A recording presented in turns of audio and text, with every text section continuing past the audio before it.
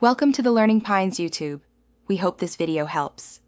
In this video, I will explain how to make canned pinto beans into refried beans. First, gather your ingredients. 1 15-ounce can of pinto beans, 1/4 of a small onion, 1 clove of garlic, and 1 tablespoon of oil or lard.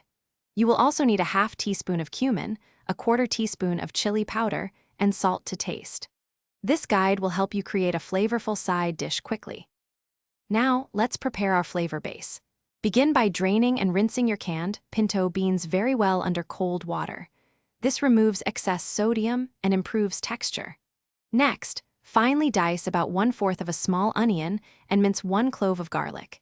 Heat 1 tablespoon of your preferred cooking oil or lard in a medium skillet. Sauté the diced onion for about 3 minutes until it softens. Then add the minced garlic and cook for 1 more minute until fragrant. It's time to mash those beans. Add the drained and rinsed pinto beans directly into the skillet with your sautéed onions and garlic. Using a potato masher or a sturdy fork, begin mashing the beans to your preferred consistency.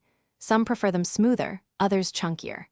Next, stir in 1/2 teaspoon of ground cumin and 1/4 teaspoon of chili powder for that classic flavor. Finally, add about 1/4 cup of water or broth to help achieve a creamy texture. Almost done. Continue to simmer your refried beans over low heat for about 5 to 7 minutes, stirring frequently.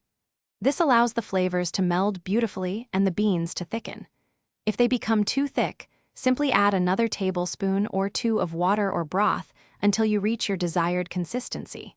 Before serving, taste and adjust the seasoning with salt and freshly ground black pepper. Serve these delicious refried beans warm as a side dish or in your favorite Mexican-inspired meals.